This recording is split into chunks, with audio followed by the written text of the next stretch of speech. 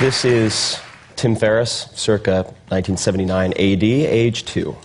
You can tell by the power squat, I was a very confident boy. And not without reason. I had a very charming routine at the time, which was to wait until late into the evening when my parents were decompressing from a hard day's work, doing their crossword puzzles, watching television. I would run into the living room, jump up on the couch, rip the cushions off, throw them on the floor, scream at the top of my lungs, and run out. Because I was the Incredible Hulk. Obviously, you see the resemblance. And this routine went on for some time. When I was 7, I went to summer camp. My parents found it necessary for peace of mind. And at noon each day, the campers would go to a pond where they had floating docks, and you could jump off the end into the deep end. I was born premature. I was always very small. My left lung had collapsed when I was born, and I've always had buoyancy problems, so water was something that scared me to begin with. But I would go in on occasion. And on one particular day, the campers were jumping through inner tubes. They were diving through inner tubes, and I thought this would be great fun. So I dove through the inner tube, and the bully of the camp grabbed my ankles. And I tried to come up for air, and my lower back hit the bottom of the inner tube. And I went wild-eyed, and I thought I was going to die. And the camp counselor fortunately came over, separated us, and from that point onward, I was terrified of swimming. And that is something that I did not get over. And my inability to swim has been one of my greatest humiliations and embarrassments. And that is when I realized that I was not the Incredible Hulk. But there's a happy ending to this story. At age 31, that's my age now, in August, I took 2 weeks to re-examine swimming and question all of the obvious aspects of swimming, and went from swimming 1 lap, so 20 yards, like a drowning monkey, at about 200 beats per minute heart rate, I measured it, to going to Montauk on Long Island, close to where I grew up, and jumping into the ocean, swimming 1 kilometer open water, getting out and feeling better than when I went in. And I came out, my Speedos, European style, feeling like the Incredible Hulk. And that's what I want everyone in here to feel like, the Incredible Hulk at the end of this presentation. More specifically, I want you to feel like you're capable of becoming an excellent long-distance swimmer, a world-class language learner, and a tango champion. And I would like to share my art, if I have an art. It's deconstructing things that really scare the living hell out of me. So, moving onward. Swimming, first principles. First principles, this is very important. I find that the best results in life are often held back by false constructs and untested assumptions. And the turnaround in swimming came when a friend of mine said, I will go a year without any stimulants. This is a 6 double espresso per day type of guy, if you can complete a 1 kilometer open water race. So the clock started ticking. I started seeking out triathletes because I found that lifelong swimmers often couldn't teach what they did. And I tried kickboards. My feet would slice through the water like razors. I wouldn't even move. I would leave demoralized, staring at my feet. Hand paddles, everything. Even did lessons with Olympians. Nothing helped. And then Chris Sacca, who's now a dear friend of mine, had completed an Ironman with 103-degree temperature, said, I have the answer to your prayers. And he introduced me to the work of a man named Terry Laughlin, who's the founder of Total Immersion Swimming, and that set me on the road to examining biomechanics. So here are the new rules of swimming, if any of you are afraid of swimming or are not good at it. The first is forget about kicking. Very counterintuitive. So it turns out that propulsion isn't really the problem. Kicking harder doesn't solve the problem because the average swimmer only transfers about 3% of their energy expenditure into forward motion. The problem is hydrodynamics. So what you want to focus on instead is allowing your lower body to draft behind your upper body, much like a small car behind a big car on the highway. And you do that by maintaining a horizontal body position. The only way you can do that is to not swim on top of the water. The body's denser than water. 95% of it would be, at least, submerged naturally. So you end up, number 3, not swimming in the case of freestyle on your stomach, as many people think, reaching on top of the water, but actually rotating from streamline right to streamline left, maintaining that fuselage position as long as possible. So let's look at some examples. This is Terry, and you can see that he's extending his right arm below his head and far in front. And his entire body really is underwater. And the arm is extended below the head is held in line with the spine, so that you use strategic water pressure to raise your legs up. Very important, especially for people with lower body fat. And then here's an example of the stroke. So you don't kick, but you do use a small flick. So you can see this is the left extension, and then you see his left leg, small flick, and the only purpose of that is to rotate his hips so he can get to the opposite side. And the entry point for his right hand, notice this, he's not reaching in front and catching the water. Rather, he is entering the water at a 45-degree angle with his forearm and then propelling himself by streamlining. Very important. Incorrect above, which is what almost every swimming coach will teach you. Not their fault, honestly, and I'll get to implicit versus explicit in a moment. And then below is what most swimmers will find enables them to do what I did, which is going from 21 strokes per 20-yard length to 11 strokes in 2 workouts with no coach, no video monitoring. And now I love swimming. I can't wait to go swimming. And I'll be doing a swimming lesson later for myself if anyone wants to join me. Last thing, breathing. Problem a lot of us have, certainly, when you're swimming. In freestyle, easiest way to remedy this is to turn with body roll and just to look at your recovery hand as it enters the water. And that will get you very far. And that's it. That's really all you need to know. Languages, material versus method. I, like many people, came to the conclusion that I was terrible at languages. I suffered through Spanish for junior high, first year of high school, and the sum total of my knowledge was pretty much ¿Dónde está el baño? And I wouldn't even catch the response. Sad state of affairs. Then I transferred to a different school, sophomore year, and I had a choice of other languages. And most of my friends were taking Japanese, so I thought, why not punish myself? I'll do Japanese. 6 months later, I had the chance to go to Japan. And my teachers assured me, they said, don't worry, you'll have Japanese language classes every day to help you cope. It'd be an amazing experience. My first overseas experience, in fact. So my parents encouraged me to do it. I left. I arrived in Tokyo, amazing. Couldn't believe I was on the other side of the world. Met my host family. Things went quite well, I think, all things considered. My first evening, before my first day of school, I said to my mother very politely, please wake me up at 8 a.m.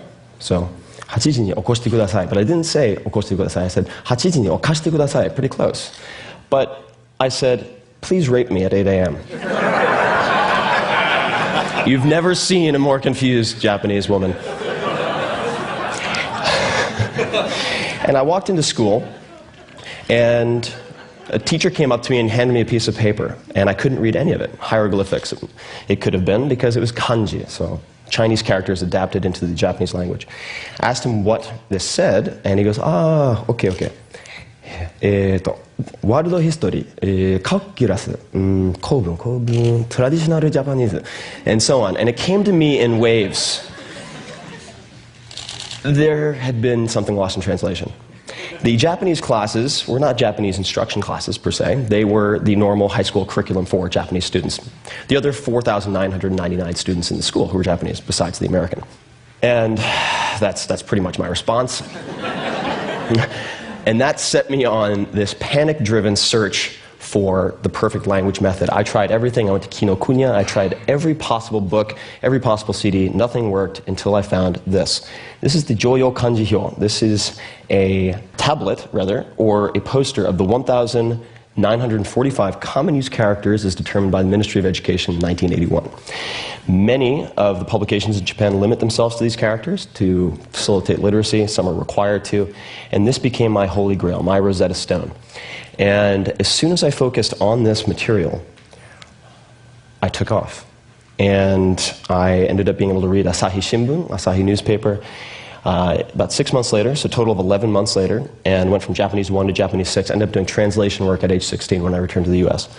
And have continued to apply this material over method approach to close to a dozen languages now, someone who was terrible at languages, and at any given time, speak, read, and write 5 or 6. And this brings us to the point, which is, it's oftentimes what you do, not how you do it, that is the determining factor. This is the difference between being effective, doing the right things, and being efficient, doing things well, whether or not they're important. And you can also do this with grammar. I came up with these 6 sentences after much experimentation. Having a native speaker allow you to deconstruct their grammar by translating these sentences into past, present, future. We'll show you subject, object, verb, placement of indirect, direct objects, gender, and so forth. From that point, you can then, if you want to acquire multiple languages, alternate them so there's no interference. And we can talk about that if anyone's interested. And now, I love languages. So ballroom dancing, implicit versus explicit. Very important. You might look at me and say, that guy must be a ballroom dancer. But no, you'd be wrong. Because my body is very poorly designed for most things, pretty well designed for lifting heavy rocks, perhaps. And I used to be much bigger, much more muscular, and so I ended up walking like this. I looked a lot like a orangutan, our close cousins, or the Incredible Hulk. Not very good for ballroom dancing. I found myself in Argentina in 2005, decided to watch a tango class, had no intention of participating. Went in, paid my 10 pesos, walked up, 10 women, 2 guys, usually a good ratio. The instructor says, you are participating. Immediately, death sweat. Fight or flight, fear sweat, because I tried ballroom dancing in college, stepped on the girl's foot with my heel, she screamed. I was so concerned with her perception of what I was doing that it exploded in my face, never to return to the ballroom dancing club. She comes up, and this was her approach to teaching. Okay, come on, grab me. Gorgeous assistant instructor. She was very pissed off that I had pulled her from her advanced practice. So I did my best, didn't know where to put my hands, and she pulled back, threw down her arms, put them on her hips, turned around and yelled across the room, this guy's built like a goddamn mountain of muscle, and he's grabbing me like a fucking Frenchman. Which I found encouraging. Everyone burst into laughter. I was humiliated. She came back. She goes, come on, I don't have all day. As someone who wrestled since age 8, I proceeded to crush her, of mice and men style. And she looked up and said, now that's better. So I bought a month's worth of classes. And proceeded to look at, I wanted to set competition, so I'd have a deadline. Parkinson's law, the complexity, perceived complexity of a task will expand to fill the time you allot it. So I had a very short deadline for a competition. I got a female instructor first to teach me the female role, the follow, because I wanted to understand the sensitivities and abilities that the follow need to develop, so I wouldn't have a repeat of college. And then I took an inventory of the characteristics, along with her, of the capabilities and elements of different dancers who had won championships. And then I interviewed these people, because they all taught in Buenos Aires, and I compared the 2 lists. And what you find is that there's explicitly expertise they recommended, certain training methods, and then there were implicit commonalities that none of them seemed to be practicing. Now, the protectionism of Argentine dance teachers aside, I found this very interesting. So I decided to focus on 3 of those commonalities. Long steps, so a lot of milongueros, the tango dancers, will use very short steps, and I found that longer steps were much more elegant, so you can have, and you can do it in a very small space, in fact. Secondly, different types of pivots. Thirdly, variation in tempo. These seem to be the 3 areas that I could exploit to compete if I wanted to compete against people who've been practicing for 20 to 30 years. That photo is of the semifinals of the Buenos Aires Championships 4 months later. Then 1 month later, went to the World Championships, made it to the semifinal, and then set a world record following that 2 weeks later. I want you to see part of what I practiced. And I'm going to jump forward here, but this is the instructor that Alicia and I chose for the male lead. His name is Gabriel Mise, one of the most elegant dancers of his generation, known for his long steps and his tempo changes and his pivots. Alicia, in her own right, very famous. So I think you'll agree they look quite good together. Now, what I like about this video is it's actually a video of the first time they ever danced together because of his lead. He had a strong lead. And he didn't lead with his chest, which requires you lean forward. I couldn't develop the attributes in my toes, the strength in my feet to do that. So he uses a lead that focuses on his shoulder girdle and his arm. So he can lift the woman to break her, for example, as just one benefit of that. So then we broke it down. This would be an example of one pivot. This is a back step pivot. There are many different types, and I have hundreds of hours of footage. all categorized, much like George Carlin categorized his comedy. So, using my arch nemesis, Spanish, no less, to learn tango.